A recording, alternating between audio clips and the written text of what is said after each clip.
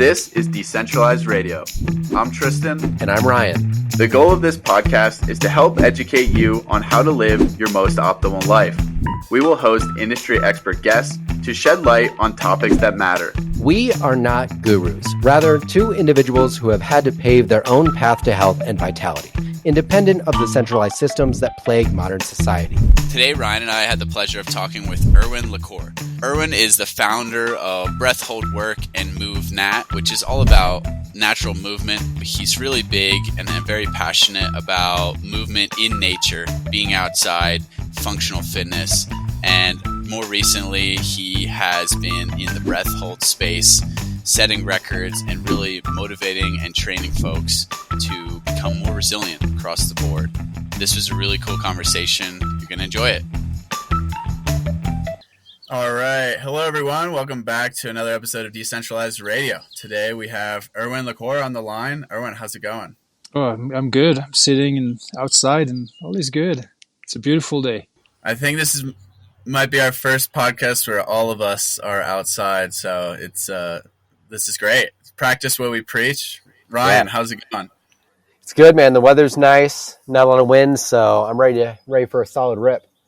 So Erwan is, we connected actually just a couple weeks ago in Santa Fe and did some breath holding, which was awesome. So I got kind of a little dive into that world, and we'll have to talk a lot about that, but I think your backstory is also really fascinating as well. The whole move naturally thing you're kind of big on. It seemed like that was a good chunk of what you're doing in the late in the 2010 era, and but even your childhood, it seemed like, and into the young adult years, you're really just into a lot of different movement practices, different, Yes. athletic practices. So yeah, I guess take us through, was that mindset always there from childhood, just like doing a bunch of different things to stay active, stay outdoors, and stay moving?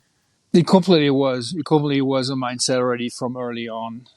It was, ranging from my dad having me climb trees or scale rocks. We had. I grew up in a little place outside of Paris, maybe, 30 miles away from Paris, and right outside the door we had woods, and in those woods we had those huge rocks like boulders, and so we were climbing those boulders and jumping from one to another. So there was no.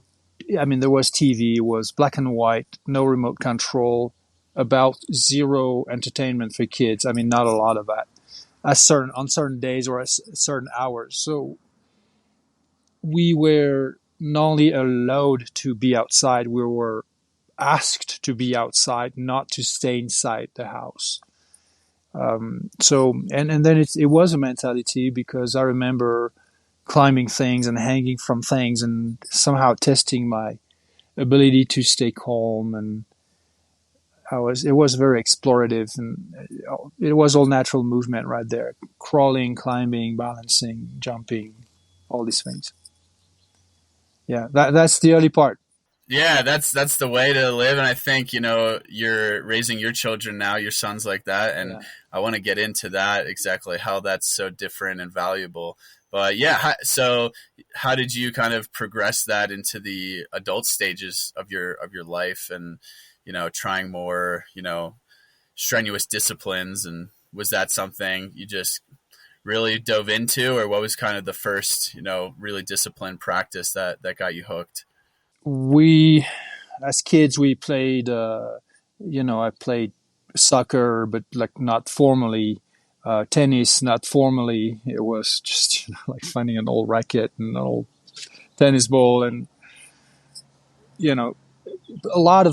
a big variety of movements, not just natural movement, also some sports. And so I did some judo as a kid, a bit of swimming. It's when I became a teenager that I realized, all right, I'm going to become an adult.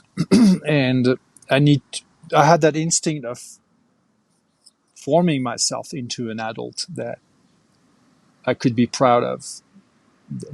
An adult that would have inner strength, that would have capability in the physical plane and also the mental side of things. Anyway, so martial arts obviously became a big draw, and started karate, and I really got into that. Karate taught me a lot. I was actually very good at it. I became a champion, and it taught me the value of repetition, of discipline, of being very technical, very mindful about every little detail of how you move. And this I applied later on in my practice of natural movement, and then it became MovNat. And then, so that was from 15 to 18 years old, almost 19. Then I met a very strange character that was much older. He became a bit of a mentor, of a guru to me, and a few other misfits and mavericks. And we would do absolutely crazy things in Paris. And when I say crazy things, imagine scaling Notre Dame or sneaking in the Louvre, the museum, doing things like that, jumping off from underneath bridges in the Seine, the Seine, it's the French river, the river in Paris, but without a wetsuit at night in the winter. So you talk about cold plunging. So everything, absolutely everything that is now part of whatever you call that, natural movement, rewilding, biohacking. Through that mentor, I was doing back then from 19 to 26, so 7 years. So I'm talking about barefoot training. I'm talking about breath work that was systematic, like breath work every day, cold plunging, fasting, called now intermittent fasting, as if it was supposed to be constant fasting or whatever. Obviously, we cannot fast continuously, so it has to be intermittent. Anyways, we were fasting. We're fasting 24 hours. We're fasting 48 hours.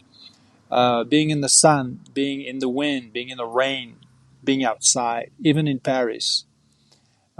So that would mean it didn't matter that we were running barefoot on concrete or on dirt or on whatever surface.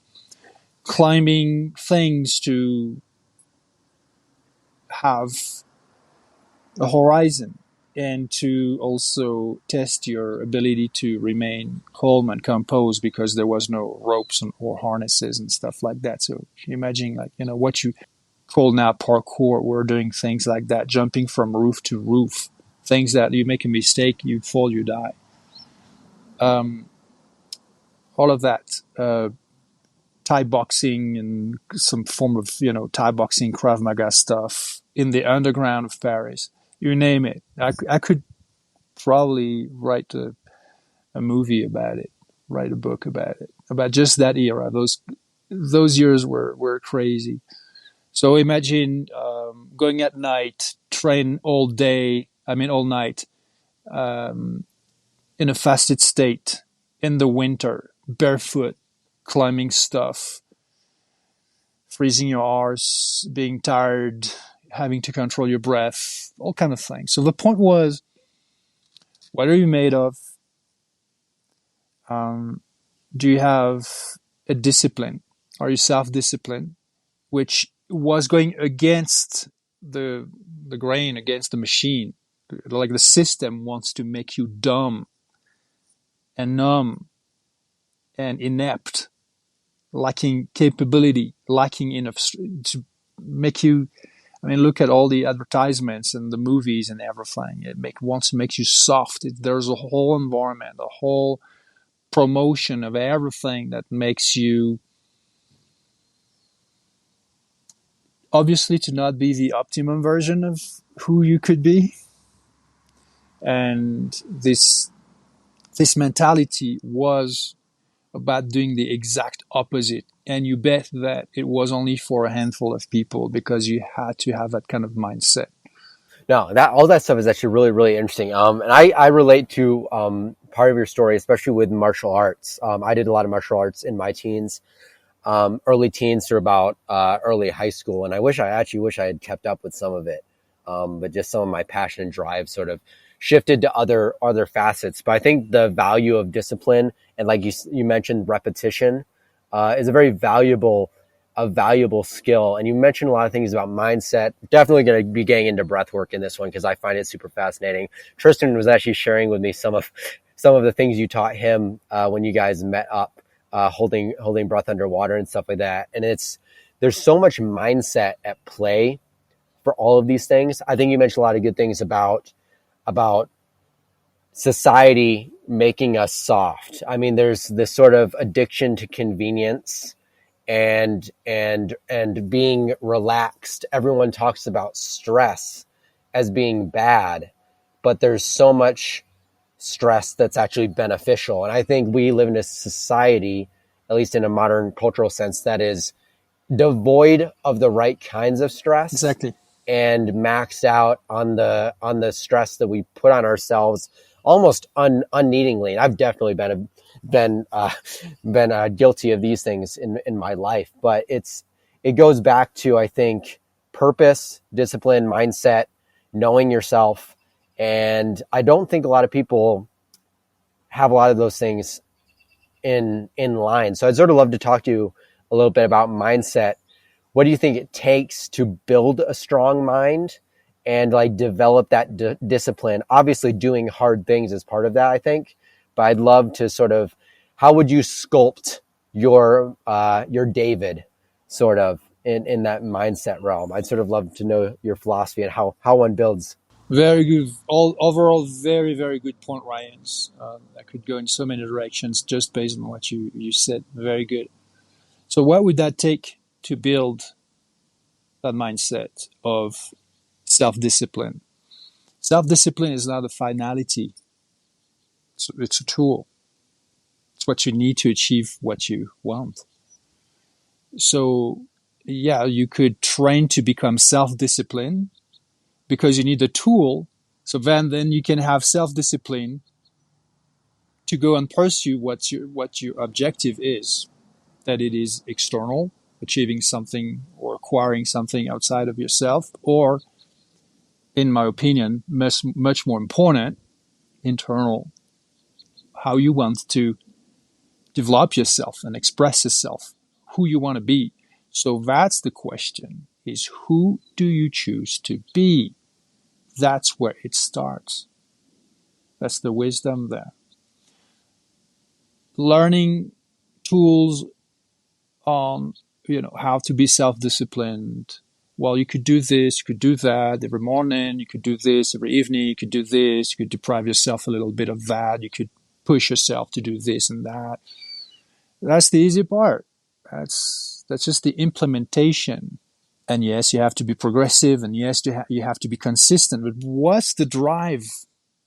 If you don't have a drive, it doesn't matter. You won't stick to anything. The drive is, who do you choose to be? So you must first form a strong desire, a definite vision of who you choose to be in this world. At every level, physically, mentally, emotionally, as a person, who are you? Once you are clear about that, then you go after it.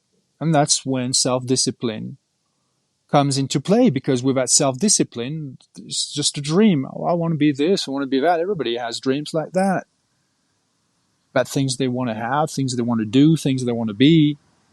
But dreams, there's beauty in dreams, obviously, all right?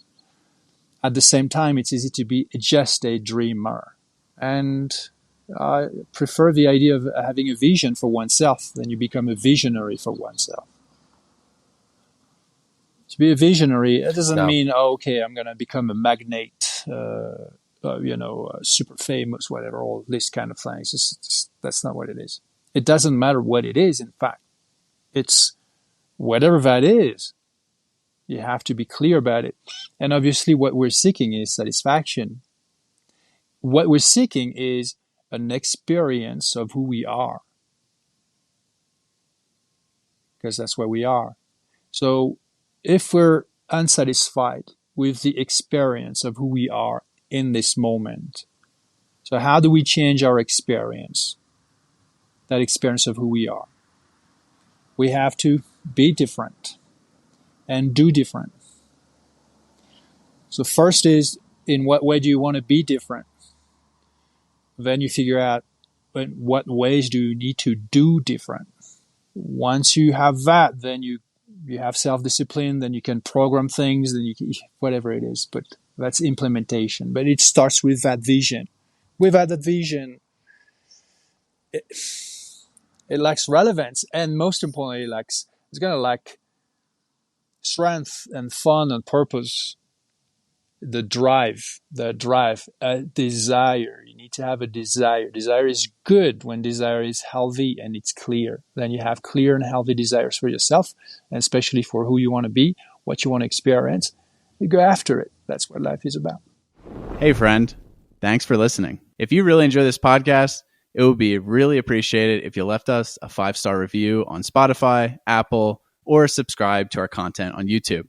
This helps us get to a larger reach and a larger audience to spread this wonderful free education. No, I think all that makes sense. Before Tristan chimes in here, I was just going to add that I think that is a really good point, because without vision, without like having that self identity, which can evolve like throughout life, but without having that, you're sort of like throwing poop at a dartboard. And you're just seeing like where things stick. And I don't think a lot of people, and I have a lot of conversations with my brother, who's a little bit younger than me, just graduated college, all this stuff I've mentioned on the podcast before. But we talk about like, where we want to be in like 5-10 years, or like, what do you want to do for a living and all these things. And I don't think many people, including myself, more so now than in the past, I have a vision. But for a long time, it's like, I don't think people are instilled with that idea of like, what is the vision you want to see for yourself? I think we grow up especially if you're in the United States, you grow up like with this idea of like, you can be whatever you want to be, blah, blah, blah, all this stuff. But it's sort of like a facade. It's sort of like there's invisible ink written of indoctrination happening underneath that when we're going through the system. And really, we're just, at the end of the day, what the system wants is us to just be cogs in the machine of whatever. And so I don't think there is a very clear vision for most people. So it's a really good question to pose to people. And I would pose that to the people listening to that right now, is like, really think about like, what is your vision for yourself? It's something that I think about a lot. It's scary. I think it's scary for a lot of people, right? Like, you really have to take a deep, hard look in the mirror, say, who am I right now and who do I want to be? And most people don't have the courage to do that, but then they're just living on these short-term, time frames of just getting to the next week, getting to next month. They might have small goals along the way, but that long-term vision, it's not clear. So I completely resonate with that message, Erwan. I think it's so important because people really just lack the driving force of who they want to be and what they want to accomplish, like in life, not just like in the short term of 1 year or 6 months. Like, I just want to lose weight for this wedding. It's like, no. Like, this is just like temporary. That's not really fueling the foundation of living the life you want to live, and then getting that mindset in the right direction, because that's the hardest part, but people are scared of self-evaluation. And that is okay. That is okay. It's normal. A lot of people live that way, and that includes a lot of very cool people that live a good life. It really, again, it depends on who do you choose to be. So maybe that question is not too important for some people, or maybe they generally believe that who they are at the moment is a satisfying version of who they are, and that is okay. That is okay. let's say if you're not happy with who you are, if you're not happy with the version of who you are, the version of how you live your life, the experience that you have, it's not satisfying, then that's when you really need to question. If it's unpleasant, if you're in a constant state of stress, if you have sadness, depression, if you have all of that, obviously you're not living a satisfying or pleasant life. That is certainly when the question should arise and not be dismissed. And yeah, there are obstacles in the way, but that is also the name of the game of what we call life, which is a spiritual experience. Is, are you going to be able to clear the fog? Are you going to be able to rise above that pressure, that weight, that thickness? Just find clarity, find it, and you gotta be seeking and seeking and seeking and never stop seeking. You have to become a seeker, and that may sound pretty philosophical. Okay, maybe people would want to say, "Just can you just give me a biohack? A biohack? Just tell me what to eat. Just tell me how I breathe better." It's fine. Well, that's the problem. I think that's the problem. But there are elements. There are elements of the puzzle. Yeah. But what I see is they're just looking for someone to tell them what to do. They're not really free thinking. Whereas you're talking about, finding yourself, mindset, philosophy, like these are tools, these are parts of the puzzle for your own life. But I think the majority of people, and they could be in the carnivore community, they could be in the Bitcoin community, they could be following Jack Kruse, they could be doing whatever. They're still just looking for someone to tell them what to do instead of taking that information and thinking, how does that apply to what they want to accomplish? And I don't know, is this just natural programming of society? Like 95% of people are always going to be like this, and that's maybe how it should be? Or do we need to have more free thinking people? I'm curious what you think about that. Yeah, that is interesting. It would never occur to me to go ask anyone how to live or what's the truth in life. Yeah, it doesn't matter. It could be like the greatest whatever guru in front of me. I have zero question for them, none. So you want to lead your own mind and your own life, your own search, your own quest, find your own questions, find your own answers. But that's me. Now, yes, I understand some people want to ask questions or want to be given the answers. I like the questions. I like the answers too. But there is a value into doing your own investigation as opposed to just receiving pre-made answers and programs and pre-digested truths and things like that, in my opinion. So it depends, again, what's your mindset? what's your mindset? Yeah, definitely some people are followers and some people are leaders. There are typically more followers than there are leaders. That's okay. It can be a good place to be a follower. It all depends, again. What is your satisfaction? Are you satisfied? Is it pleasant? Is it satisfying? Is it taking you where you want to be? Yes? Then good. No? Then change. Go find another teacher. Go find another guru. Go find another coach. Go find another book. Or just decide that you're going to be in charge and take over that responsibility and start your own investigation and to coach yourself and to, find truth for yourself. Yeah, and I was just going to add to that. I think a lot of it, or at least part of it, has to do with removing the noise that we're constantly surrounded by. I think it goes back to having purpose in your decision making. But I think I've found that even within myself, when I've kind of removed myself and looked at what I was doing from a 30,000 foot view in the past, I've been making decisions kind of irrationally based on on like a lot of fear, or some sort of emotional impulse, and not really thinking about, okay, what do I really want the end result to be? Especially when you're dealing with people, or myself, when I was dealing with a lot of like, even now, like some like chronic health problems, it's like, sometimes you gotta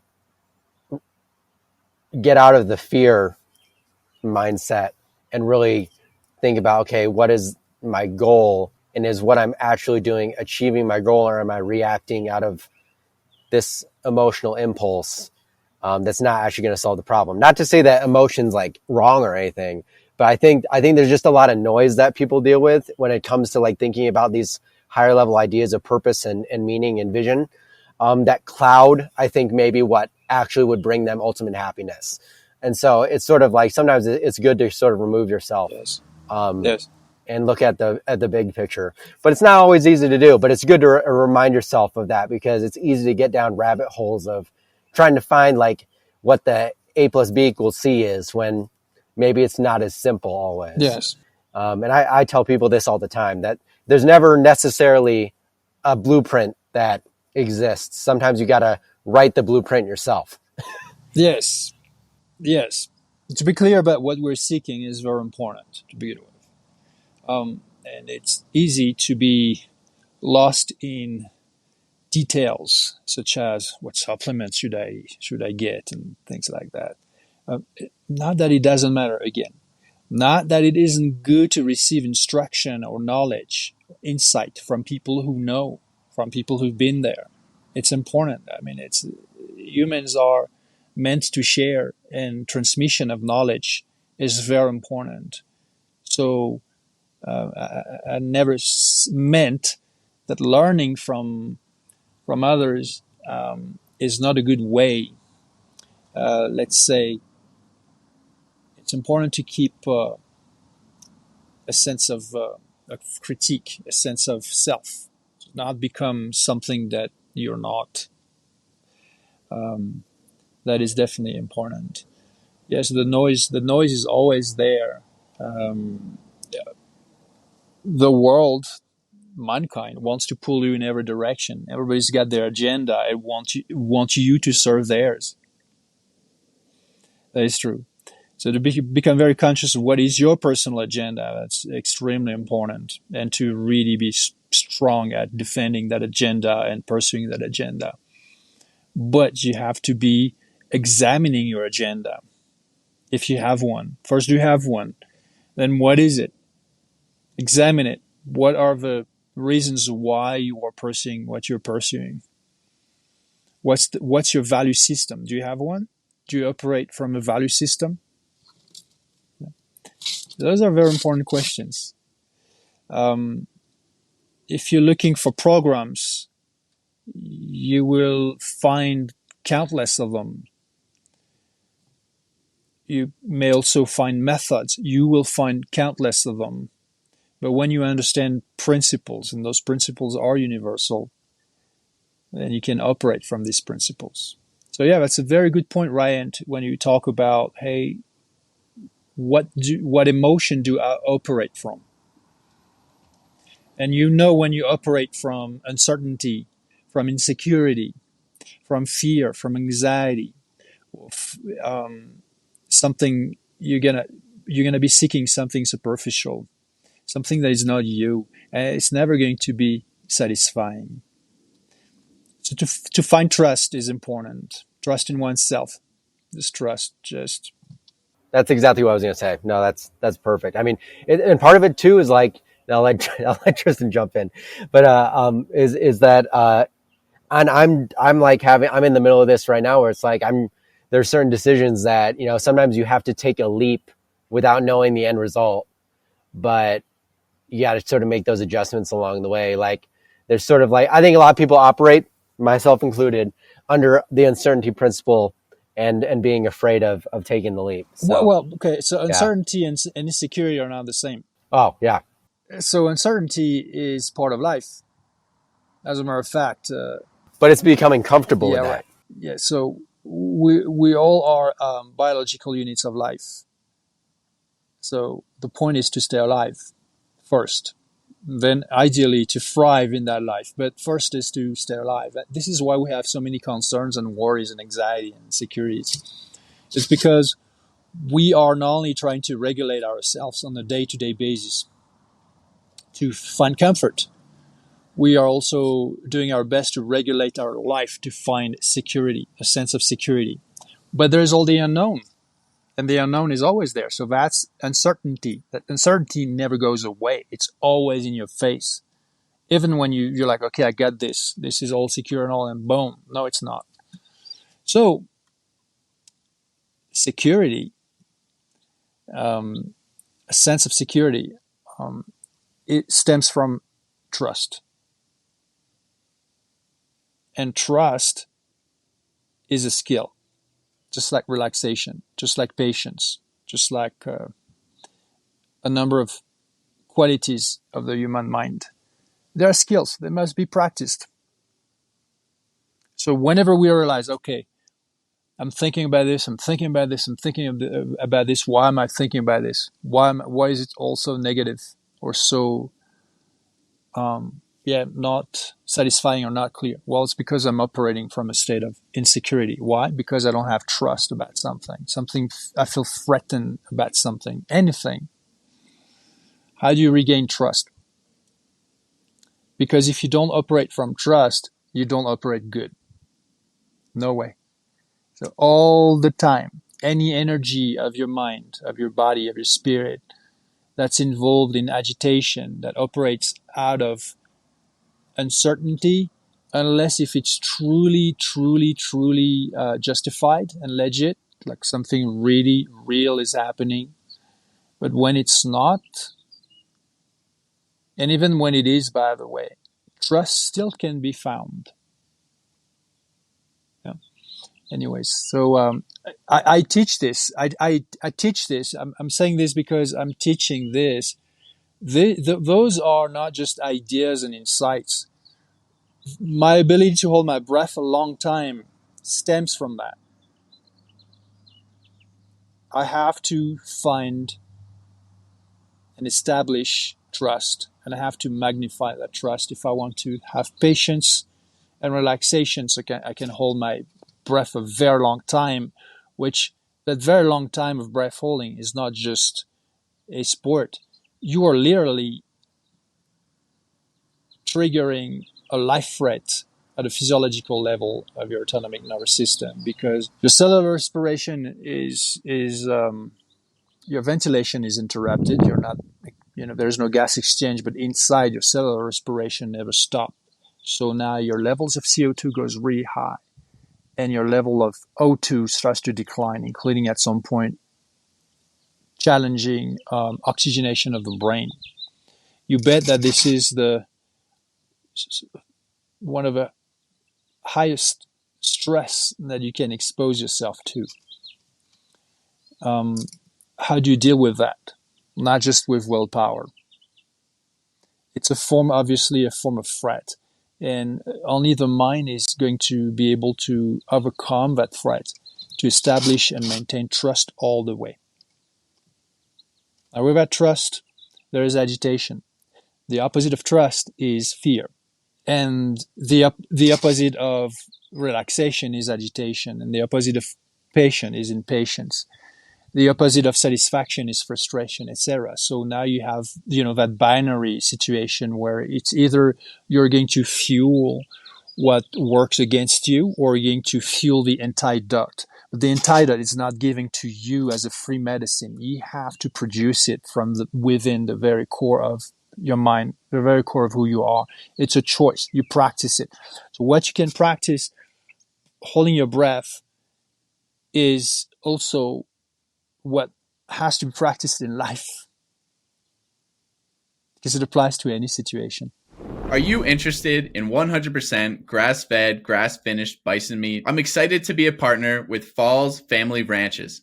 Based in Wyoming, Falls Family Ranches is raising high-quality bison meat the way nature intended. As a native large ruminant of North America, bison is one of the most nutrient-dense foods you can consume. If you're interested in trying out their bison boxes, use code Tristan, Tristan, 10 for 10% off your first order. Yeah, I think the trust thing is huge. I mean, I think that's why people outsource so many of their decisions. It's because they don't trust themselves. And whether that's because of, lack of confidence, lack of just education and awareness and just being programmed, like Ryan said, our whole lives we're just kind of told to go to school, to get a job, or to go to college, to get a job, then get a job, to just work and then retire comfortably, 65, whatever. The nightmarish scenario, right? So everyone's just outsourcing these decisions to the experts, to the government, and yeah, they don't trust themselves because they haven't done any of the work needed to put that in. But I think the breath work is huge, and I've talked about that with Ryan and some friends. It's like you're really overcoming that, but inherently trusting yourself to be safe. And I think that's a problem. So many people that are sick, they just have they're in this fight or flight response and they can't turn the switch off and they can't actually heal. Doesn't matter how many supplements or what diet they take. You need to be able to control, that response in your nervous system. And it seems like this breath holding might be the best or one of the best ways to naturally do that. So I'm curious, how did you come to this? Obviously you were doing a lot of the natural MovNat for quite some time, where you're doing a whole slew of, very intense triathlon, jiu-jitsu, I think weightlifting, sailing, all these things, which are so awesome. But then how did it turn into just like really fixating on breath work? In breath work, and in fact, I mostly do breath hold work, which is no breath work. You don't work on your breath, you work on not breathing. Lack of breathing. Yes. It started a few years ago, about 3 years ago, because I was already doing breath hold work underwater, spearfishing. And not that I had already practiced spearfishing before, I had already practiced breath holding before, as a matter of fact. Even when I was a kid, I was doing it sometimes. And I've learned breathing control when I was 7 through my clarinet teacher. So I've never done any yoga, no pranayama, nothing like that. I've learned breath control, diaphragmatic control, regulation of the breath through the practice of an instrument, a wind instrument, clarinet. That was for 3 years. My grandpa told me about when he was practicing breath holding in a bucket. My grandpa was born in 1914, so he's not with us anymore. But the reason I believe he did that is because he grew up so dirt poor that he had like malnutrition back then,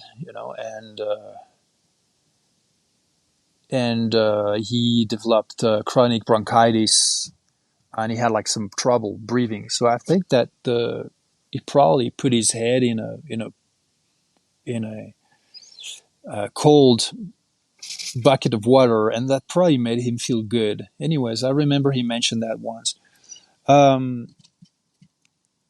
My dad was a heavy smoker, so he would love to hike, but he was always coughing, and his lungs were bothering him. Those are like all details, little things, but you see, everything plays a role. When I was a kid, I remember sometimes suffocating at night because I had my face buried in the pillow and I couldn't breathe. And that was scary. And I had to force myself to wake up. And I remember those times where I was trying to move out of the position, but I was so deeply asleep that I felt completely numb and unable to move. And those were both, semi-conscious, semi-unconscious times of complete fear of asphyxiation. Because the fear of suffocation is real. It's one of the most primal fears one could ever have, is I can't breathe, I'm going to die. Whoever has had older siblings have had them,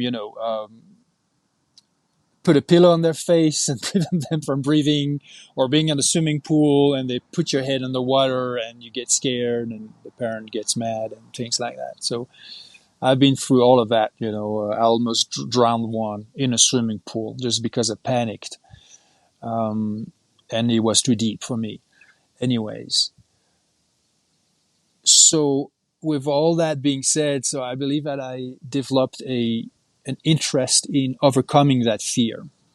I've always been interested in overcoming fears and overcoming weaknesses too. So when I start to, at the same time, I've always loved to hold my breath and dive and swim. And I often had dreams about being underwater and magically not having to breathe and being like, this is amazing. I don't need to breathe. Those were fantastic dreams to me. So I am in Mexico. I'm spearfishing almost every day. Love to eat fish, love to catch fish. And then, how do you kill fish? Curiosity kills fish. They know you're there, they go away, and then they come back because like there's something there, and they get closer, and then you spear them.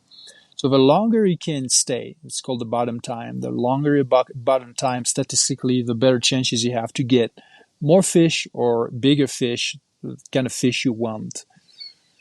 I started to train outside on land, holding my breath, walking on the beach for as long as I could.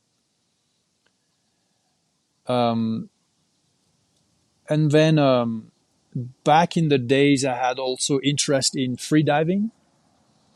I had even met one of the world record holder back then for the No Limit, diving really, really deep.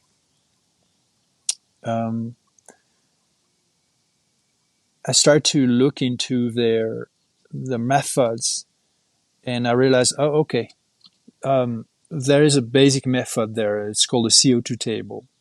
So you hold your breath a certain amount of time, and then you recover, and then the recovery time is less and less and less and less. So it's very basic. It doesn't teach you how to handle the mindset, doesn't teach you anything. It just tells you how to structure time. So I structured time, my breath hold time that way. And within a month, I was from 4 minutes to 5:30. Within 2 months, I was at like close to 6:30. And within 4 months, I achieved 7 minutes. But it triggered a crazy interest in the mental part of this, because I very quickly realized that without the proper mindset, there's no way you can achieve much. It's not just physiological. And in fact, I realized that it was mostly not physiological, which explains now when I teach breathwork work to my students, they make incredibly fast progress. Like within four weeks, doing only 2 sessions a week, they triple, quadruple their breath hold time. This is not because of physiological adaptation, only very partly so. It has everything to do with the mindset and the regulation of the autonomic nervous system. And so it became my passion, and then I've started to study every aspect of it, from physiology, psychology, perception of time, hypnosis, self-hypnosis, things like that. Yeah. So talking about like breathing, I mean, there's a lot of people do talk about breath work. I don't know how many of them understand maybe the entire, all the nuances of it. I certainly don't, but I sort of wanted to get your thoughts. I know you're sort of we've been talking a lot about holding breath, less about breathing. But I'd love to get your thoughts on sort of like Wim Hof and his method. Because it seems, I don't know, I just love your thoughts on that versus sort of like maybe your philosophy. You knew this was coming. You knew it was coming, yeah. In general, the holotropic breath community. What do I think about it? Okay, so I'm going to extract from that the one element that is the most known, which is hyperventilation, breathing hard, typically done through the open mouth like that, super fast. Okay. I never use that. I never do it. I never teach it. All my friends who are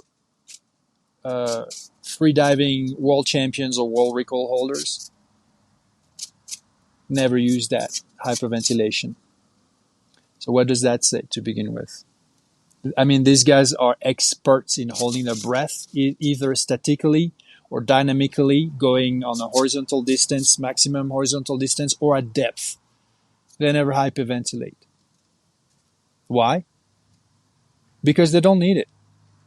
And because it's dangerous and counterproductive. That's why. Okay, so if you're asking me, why do I think about the Wim Hof method? So first off, what method are we talking about? We're talking about the cold exposure, or are we talking about the hyperventilation, breath holding part? More Okay. the breathing, All right. breathing So stuff. the breathing stuff is in fact one single exercise. Yes, one single exercise. It's a one-size-fits-all exercise. Everybody does the same exercise. There's one exercise. So I don't call a single exercise a method. Then it's an exercise that is based on hyperventilation. Means in order to improve your whole breath holding time, you must do the hyperventilation. You want to know that it's a cheap old trick. It's an old trick and it's a cheap trick. Maybe back in the day, some spearfishing people would do it and probably would kill themselves because of it. So they're not doing it. In the famous movie, The Big Blue, you see the Japanese athlete that's trying to dive. He does that big hyperventilation. And the funny part is that before he even dives, he passes out. So why is that? That's because of hyperventilation. So hyperventilation does not super oxygenate the body. That's a complete myth. In fact, it's the opposite. So you want to understand a bit of physiology, basic physiology, to understand why. When you breathe hard, you're going to inhale and exhale much more air. The volume of air that is going to go in and out of your lungs is, of course, going to be dramatically high. So you may be thinking, oh, wow, well, this way I get a lot of oxygen in my body. Now, to understand why that is not the case, what it is the case but not the case, you have to understand the paradox. And the paradox is explained when you understand the difference between oxygen intake and oxygen uptake. Oxygen intake is how much oxygen is going to circulate in your bloodstream. So obviously, the faster you breathe, the more oxygen circulates. It goes in and goes out, it goes in and goes out. The percentage of oxygen in your bloodstream does not elevate. It's always between 95 and 99%. You cannot improve the percentage or increase the percentage of oxygen circulating in your bloodstream by breathing faster and harder. Okay? You can only increase how much oxygen overall circulates in your bloodstream in a given time period. And that's going to increase. Now, that's the intake. The intake goes up. But it doesn't mean that your metabolism is going to all of a sudden uptake more oxygen in the absence of a need for it. Absolutely not. It won't. Why? Because at rest you have a metabolic, basal rate that makes you use a certain amount of oxygen and not more than you need. So breathing more is not going to make you need more oxygen. So that oxygen is inhaled and then it's exhaled. It's basically completely useless. But there is something beyond that. It's not only you're breathing more oxygen that you can possibly use, but then you will start to actually deoxygenate your body, not superoxygenate it. And that's because of the Bohr effect. to understand why this is happening, you have to understand a bit of basic biochemistry. And I'm not a scientist or an expert. It's just some basic understanding that everybody should have, basically, which is that every tissue in our body has a specific pH. It's slightly different. It's about the same, it's slightly different. The blood has a certain pH, the liver has a certain pH, the brain has a certain pH. That pH is regulated by levels of carbon dioxide. For the oxygen to be delivered properly to your cells, the pH of your tissues must be optimum. So it has to be regulated perfectly. And breath regulates that pH. When you're going to breathe hard, not only you're going to inhale way more oxygen than you can possibly use, so you don't need that oxygen, but every exhale is not neutral. Your exhales are not neutral. Your exhales, you're going to exhale CO2. You're going to flush out CO2 that you do need. What's the reason why it is a cheap trick to do that when you're going to hold your breath is because you're going to decrease the level of CO2 you have in your body. When you hold your breath, the one thing that's going to bother you first is the elevation of CO2 in your bloodstream. It's called blood acidosis. It's like an acid, so it burns you from inside. It's not exactly the same as lactic acid, but when you exercise and you feel the burn in your muscles and you feel the burn in your lungs, and basically it's the metabolic waste from the effort, and you need to exhale to flush it out. Now and you are hyperventilation. You're like running, you're breathing hard. You're on a bicycle or swimming, you're breathing hard. That's natural, healthy hyperventilation that has a purpose of regulating your pH. But when you're sitting on your butt and you're doing nothing else but breathing hard, and you flush out all this CO2, now your pH, the pH of your tissues changes, including the pH of your brain. It creates vasoconstriction. You have less cerebral blood flow, so you have less oxygen going to your brain. And at the tissue level, because the pH is off, when oxygen molecules show up, they cannot be delivered by the bloodstream. They cannot be delivered by the hemoglobin. Why? Because the Bohr effect makes it that the bond between the hemoglobin and the oxygen molecules that they carry is much stronger. So it shows up at the door of a cell that's starving for oxygen, but because the pH is not right, it cannot deliver that oxygen. So you basically are deoxygenated. Your uptake of oxygen goes down as your intake of oxygen goes up. You breathe too hard, oxygen intake goes up, oxygen uptake goes down. And this is why, even if you don't hold your breath, but you just breathe hard like that for a long time, you start feeling dizzy. You start fainting. You start having all the exact symptoms of hypoxia. Hypoxia, like tingling fingers, a metallic taste in the mouth, dizziness, tunnel vision, all kind of things. This is not because you're having a mystical experience. This is not because, you are now producing natural DMT in your brain. That is complete baloney. Absolute bullshit. That's just because your brain is deoxygenated. And when your brain is deoxygenated, maybe you're going to have like some dreamlike vision. You're going to have a high. You know why? Because you don't have enough oxygen going to your prefrontal cortex that handles your day-to-day consciousness.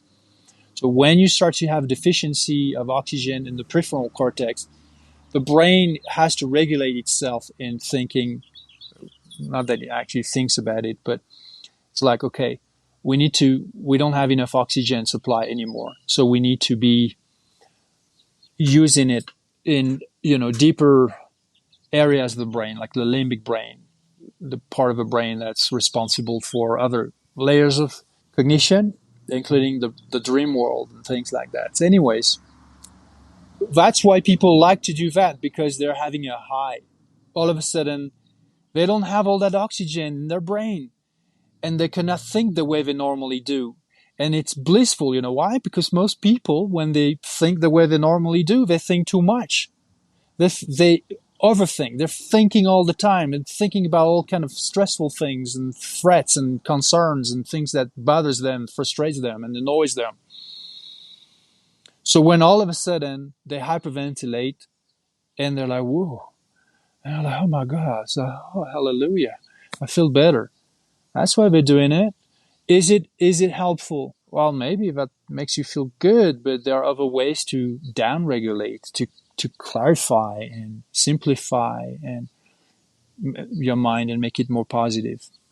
Yeah, I think I used to occasionally do Wim Hof, and to me, it just never felt like I was like gaining anything. It was just like the only way, like I would hold my breath longer if I just like hyperventilated longer, and I didn't really feel like any drastic difference outside of that, so I didn't really do it too often. But to me, the dizziness and everything was strange. I didn't think that was like necessary, and it just seems to be now. It's like you're just driving up your sympathetic nervous system to a point for like no benefit, when we need to be kind of controlling that instead of ramping it up, I think. So that's the part two, is that most people are in what's called a sympathetic dominance. It means their autonomic nervous system is in a constant state of stress, which is what? A constant state of insecurity, of feeling threatened. You feel threatened by life. You feel threatened by everything in your life. You cannot find the switch off to calm down and to relax. Again, trust is the opposite of fear. Anxiety is just another word for fear. Concerns, all of that. It's just fear. Fear is when you are in the presence of threat, that it is legit threat or imaginary threat, something that you imagine is a concern, is going to be a problem to you, regardless of the magnitude of it. That is a petty thing or it is a very important thing. That it is real or it is not real. That it is likely or not likely. It doesn't matter. As long as your cognition, your consciousness, believes that there is the presence of a threat, it cannot relax. So when this becomes chronic, you are in that sympathetic dominance. When you are going to breathe really hard, typically, why is that? Either because you're exercising, you're moving, there's a physical effort, then that's natural, but it's typically temporary, or because there's a stress. When do you think you are breathing slowly? When you're relaxed, when you are taking a nap, when you're chilling, when all is good, when you just had a massage, when you're cuddling, when you're being cuddled, being soothed, whatever it is that makes you feel good and trust, then your autonomic nervous system feels secure. Breathing goes down, breathing goes slow, all is good. The opposite is also true. So when you're stressed out, when there's danger, you breathe fast. So when you hyperventilate, consciously you know that you're hyperventilating because you expect a certain benefit from it. That's what your conscious mind knows, but your autonomic nervous system doesn't know that. Your autonomic nervous system, which is another part of your brain, another part of your cognition, another part of who you are, interprets fast breathing as the presence of a threat. Why? Because typically, when there's a danger, what do you need to do? Is to create a distance with the danger, a physical distance with the danger. How do you do that? Through agitation, through movement. What is movement? An agitation. That agitation starts with the nervous system agitating, the breath agitating, and then the body, the muscles agitating. And then you're in motion, and then hopefully you defend yourself, or you against the danger, or you move away from it. So when, for no reason, you are hyperventilating, you are indicating, you're telling your nervous system, I'm under threat. Is that a good thing? Certainly not a good thing, especially when you are already chronically in that state. So why would that be a then you're going to tell me, well, what about all the people who have benefited from that exercise? Okay, so number one, I'm going to tell you, what about all the people who have not benefited from the exercise? And what about all the people who got injured by the exercise? As in ringing tinnitus, ringing ears as tinnitus. Other areas of your, basically they have sometimes wrecked their autonomic nervous system by doing that. That's not all the people. That's not the majority of people. There is a number of people who have had such issues. People who before were perfectly, had no problem, and now they have a problem. So there are dangers to that exercise. But it's not just the hyperventilation, by the way. Even though the hyperventilation in itself is good, the hyperventilation in itself can be good at creating the problem. It's the hypoxia. The hypoxia can happen even without the breath holding. It happens because what I've just explained, the deoxygenation of the cells, including brain cells, if you really push that hyperventilation. So that alone, you may have a healthy response to this, and you may have not a healthy response to this. So when you hold your breath, you're going to, after hyperventilation, the trigger for the urge to breathe is delayed because you've decreased the levels of CO2 that you have in your body.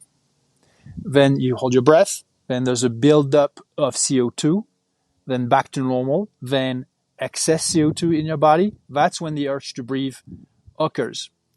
But because you flushed a big amount of CO2, you can hold your breath longer. But then hypoxia is going to happen. And that's hypoxia you're not ready for because you haven't earned it. Hypoxia can be beneficial if it's done proper. But if you are going to get straight away into hypoxia, including cerebral, it's a mild level of cerebral hypoxia because you do that hyperventilation before and your physiology is not ready. The brain is not ready to handle that. Your autonomic nervous system is not ready to handle that. Do you think the response is going to be positive? No. So in some people that are healthy enough, they're going to have the benefits because they're going to reach hypoxia, a certain level of in a mild cerebral hypoxia. And that is going to be beneficial to them. And to others, it's going to be detrimental to them. So there's a way to benefit from that hypoxic practice that is safe. And the only way to make it safe is to completely avoid any hyperventilation. So that if you do at some point reach a certain level of hypoxia, which is typically, in fact, it's more hypoxemia, it's like a lower level of oxygen in your blood flow, like below 90%, that's when the benefit starts to be there. If you do a few repetitions, like 5 repetitions in a row, you will benefit without exact same benefits, without any of the problems, any of the risk, because you earn it, because it's progressive, because it's done in a way that your autonomic nervous system can understand or can accept, and it's sustainable and it's safe. When you hyperventilate, you indicate big stress, then you go into hypoxemia and mild hypoxia that you're not prepared for, and that's when the danger zone is. That's when the detriment can be there, like easily. And that's why a lot of people never stick to that exercise because it doesn't make them feel good if it doesn't injure them. So lucky those who benefit, but that's not everyone. Yeah, I think I read like James Nestor's book, and he kind of opened my mind about like CO2 tolerance versus kind of just flushing it out. So that was why I stopped doing Wim Hof, and there are other ways, like you're saying, to get hypoxic. I mean, you're at Santa Fe, 7,000 feet. I'm here in Colorado at 8,000 feet above sea level. Go hiking, or you can just practice breath holds. So I think it's important because Wim Hof, credit to him, I think he's bringing attention to cold and breath I don't think he understands the mechanism super well. So this is, just something he stumbled upon and whatever. Now more people are aware of it, but I really appreciate you diving into that because I think that is extremely important. So I know we're at time here, Erwan. How can people find you? How can people find your training sessions, your educational retreats you do, and all that? Yeah, for breathing, and because I do teach breathing or breath work, but then also breath holding as a meditation, because it's about regulating the mind more than just looking at a physiological benefit. Even though there are plenty of physiological benefits, it's a healthy thing to do. And most importantly, it's the healthy thing to do for your autonomic nervous system, for your mind. So I call this method breath hold work, and breath hold work meditation. It can be found on breathholdwork.com. Just like breath work, you put a hold in it, in between the breath and the work. Awesome. And on social media, you're kind of just your full name on Instagram and Twitter, right? Yes. There's just Erwan Le Corre on Instagram or on Twitter. And then, of course, there's also my original method, which is MovNat.com, MovNat.com. And it's a school of physical education based on natural movements. All the skills that we used to practice instinctively as kids, and of course our ancestors or firefighters, everyone who is in a real life situation has to do those movements, which are jumping, running, climbing, lifting, carrying, all these movements, but we teach people how to do that with efficiency. It's like a martial art of real world physical movement. That's really cool. I think with most people just going to the gym, lifting very statically, I think that's something that a lot of people could benefit from, more functional movements. Yeah. So, well, I appreciate your time. I think this is a really cool episode. Mindset, breath hold nuances and breath work is really important. And thanks everybody for tuning in another episode of Decentralized Radio. We'll see you next time. Awesome. Thanks for having me, guys. That was wonderful.